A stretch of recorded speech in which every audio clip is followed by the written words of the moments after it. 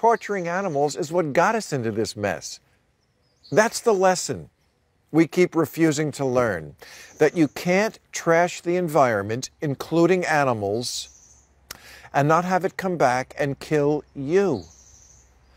2 weeks ago, I called out China for reopening their wet markets, and miraculously, people from both sides of the aisle reached out to say, good for you for saying that.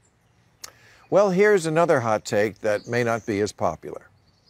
America's factory farming is just as despicable as a wet market and just as problematic for our health. Factory farms have a lot more lobbyists, but ecological time bombs tick the same. Americans should not get too high and mighty about wet markets while we are doing this. Most, if not all, infectious diseases are zoonotic, meaning they start in animals and jump to humans. AIDS likely came from primates.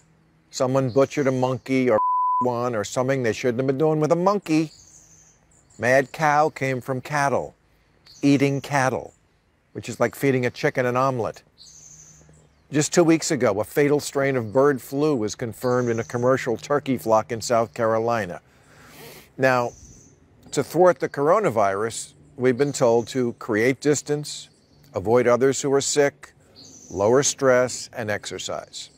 Are you surprised that diseases flourish among animals when they're forced to live in conditions that are the complete opposite of all of that? They're on top of each other, they can't move, they're stressed out. I've seen airports treat luggage better than we treat animals. Egg-laying hens are starved and given no water for weeks to shock their bodies into molting.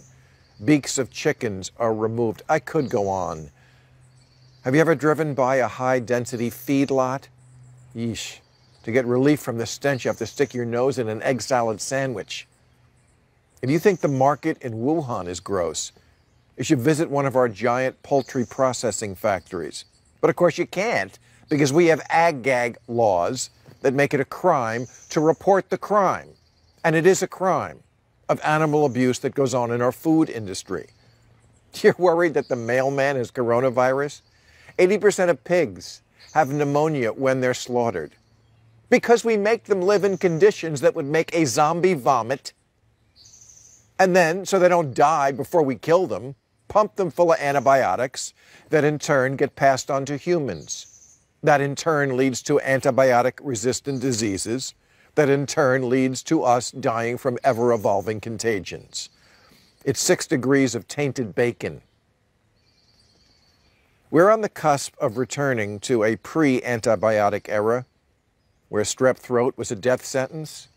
Let me put it as basically as I can. If we keep producing food the way we do, you're going to get sick with something medicine cannot fix. You don't have to care for the sake of the animals. I wouldn't want to mess with anyone's reputation as a heartless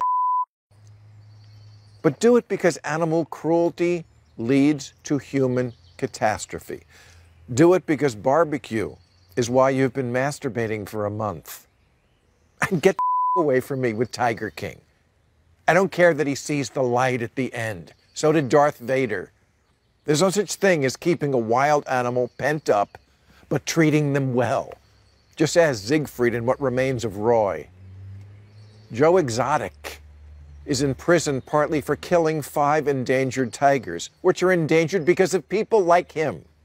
I don't get why the woke left loves this show so much and isn't on this guy like pink sequins. People should take their meandering outrage and focus it on this issue.